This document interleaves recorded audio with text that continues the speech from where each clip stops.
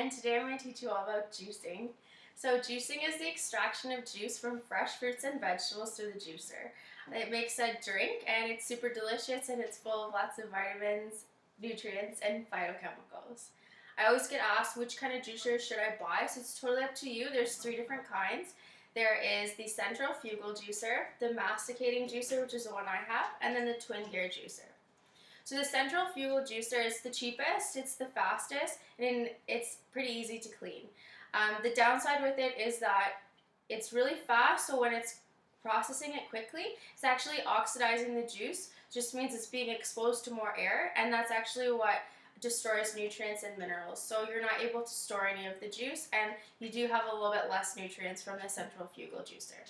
The next one, the masticating one, which is this is the one I have. It is a little bit slower, so you can see where I have to put my fruits and vegetables is a lot smaller, so I have to cut them up, whereas in the centrifugal one, you don't. You can just put the whole thing in. So that takes a little bit more time. It is slower when it comes through, but because it is slower, it actually is preserving a lot more nutrients, minerals, and phytochemicals, and I can store my juice for up to 24 hours. The third kind of juicer is the twin gear juicer, so it's very similar to this one. It's going to be a lot stronger, so you can do nut butters and ice cream. I actually have a single gear juicer, and I can still do nut butters in mine, but the twin gear is just a little bit stronger, and you'll be able to save your juice for up to 72 hours. So it's totally up to you which type of juicer you'd like to get, whatever's going to make it easier for you to juice. Next, I want to talk about the benefits of juicing. So it's a really fast and easy way to get all these nutrients and minerals into your diet. It increases your energy levels. It helps you with clear thinking. It helps to improve your nails and your hair, just making them stronger. It helps to clear your skin. It makes your eyes brighter. It improves your taste and smell. It helps to improve your appetite control. And you're actually going to get a lot of health benefits from eating all these fruits and vegetables raw in their whole form that you normally wouldn't. So I think it's pretty safe to say that most of us are probably not eating a bunch of kale and a stalk of celery for breakfast, but now you can, and it's not going to taste bad. It's going to taste good. There's a few things I just want to let you know that you shouldn't be juicing. So avocados and bananas, don't juice them. So they don't really have a lot of juice to them. So what's going to happen is you're going to put it through your juicer. Pretty much all of it's going to come out through the pulp end anyway. It's going to get a little messy, and it's going to kind of clog up your juicer. So just don't do it. If you want to add it into a juice, I do it all the time. Just make your juice and then take your juice and dump it into the blender and just blend it with an avocado or banana. The other thing that you should definitely be aware of are citrus peels. So in general, citrus peels contain an oil that's really hard on our digestive systems. Large citrus especially, you want to be taking the peel off.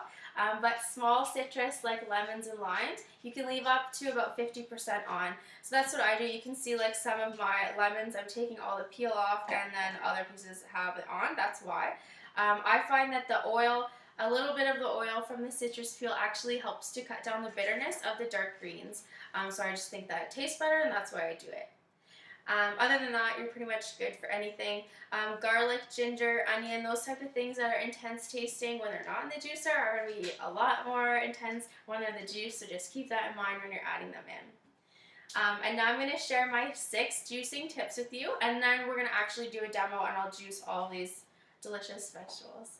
So tip number 1 is to eat it fresh. So bacteria are going to be growing. Everything here is raw, which is great so for the enzymes and everything for our digestive system, but if left alone in the fridge for too long, the bacteria can grow and you don't really want to get sick, so just drink it fresh as quickly as you can. Number 2 is it's good for our digestive system to have a rest. So when we are juicing, you're not eating, right? So everything, there's no fiber. It's like if this food's already been broken down. Your belly doesn't have to, your stomach doesn't have to like actually break down all the food. It's already done. So it's actually going into your bloodstream within 15 minutes, which is awesome. But our digestive systems were actually meant to work. So it's good to have a rest once in a while, but we do actually want to be using our digestive system, along with the fact that juices don't have very much protein, fat, or fiber. And our bodies need that. So it's good to juice sometimes, like juicing once a day is great, but you can't just live solely on juice. Number 3 is to use your pulp. So a lot of the times people complain about how expensive juicing is because you go through so much produce for one juice, which is true. But if you're using your pulp, then you're kind of getting double work out of it. It's not so bad. You can do soups, stews. I've seen it dehydrated into crackers, in muffins. And if you aren't going to cook with it and eat it, then the next best thing is to compost the juice pulp.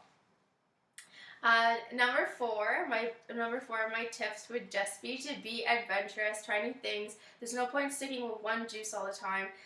It's super easy to go and buy some bok choy, some cabbage that maybe you normally wouldn't eat, and throw it into a juice. You're still going to get the flavor, but there's also going to be fruit in it, so it'll be palatable that you'll be able to drink it. Number 5 is to stick to organic. So this is definitely a touchy topic. I like to say, especially for your greens, try to stick to organic. I know that it's not always possible, and it is better to have a juice that isn't organic than to have no juice at all. But definitely, because we're not cooking it, there's no heat that we're going to be destroying anything bad that's on them. You want to make sure you're washing it, and then sticking with organic. And number 6 would just be that vegetable juice is a nutritional powerhouse, but fruit juices, even though they're excellent in vitamin C, they're actually really high in natural sugars. So what that means is if you have a juice that's just, let's say, just apples, well, I'm sure it'll be super delicious, you're still going to get that blood sugar peak. It's going to affect your blood sugar levels, which can give you the sugar high and the sugar crash. And it also is going to introduce more cravings for more sweet things. So you want to make sure that you're working towards a 3-to-1 ratio. So 3 vegetables to 1 piece of fruit. You'll notice today in the juice that I'm making that we have a little bit more apples than I would normally use. This is just because we're doing a beginner juice, and sometimes when people first start juicing, the 3-to-1 ratio is a little bit strong. So if that's the case for you, just add in a little bit more fruit, and you just keep in mind that you do want to be working down to the 3-to-1 ratio. If you're new to juicing, I'll just give you some quick tips. There's tons of recipes. I find making your own recipe to be the best, but apples, pears, lemon, limes, and ginger, those are things that you're going to add into any kind of vegetable to just make it taste better. So yeah, those are my tips. And now we're going to get started. I'm going to try and fast forward through this, so we'll see if I can get that to work. But yeah, we'll get started. And I just also want to let you know really quickly, actually, that you'll notice when I'm putting them through, I'm changing what things are going in when. The apples tend to be a little bit thicker, and sometimes it will fill up my screen, and you'll notice if I have to use a spoon, I'm just scratching over top of the screen just to help the juice get through. And then I like to save my lemons for the end of my juicer, or when things get kind of blocked up. So the lemons just help to push everything through and just keep the juice going. So yeah, I'll get to it. We'll start juicing.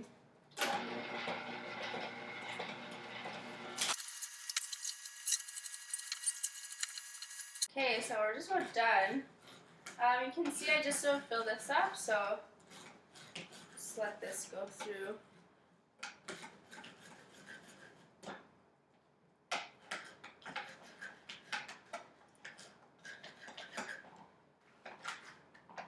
Awesome.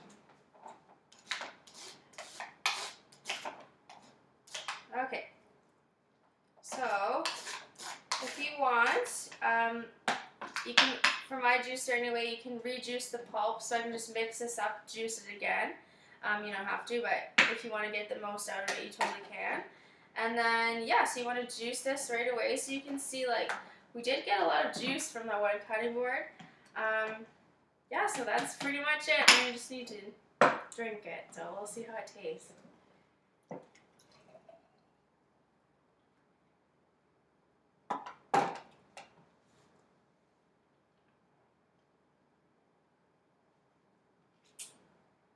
It's so good. Yeah, so this recipe is really easy. So I'm covered in juice. You just need a bunch of kale, 1 big apple, 2 lemons, and a small stalk of celery, a bunch of celery. Super simple, super quick to make, so I hope you guys are going to go and try your juicer out if you have one sitting in your cupboard. Yeah, because you're definitely going to feel the effects right away. If you have any questions at all, just don't hesitate. Feel free to just give me an email at agreenthumb1@gmail.com. You can also head on over to my website at amandagreenthumb.com. There's tons of juice recipes and clean eating recipes and articles I'd love for you to check out. So I guess we'll see you soon, and thanks for watching. Have a great day. Bye.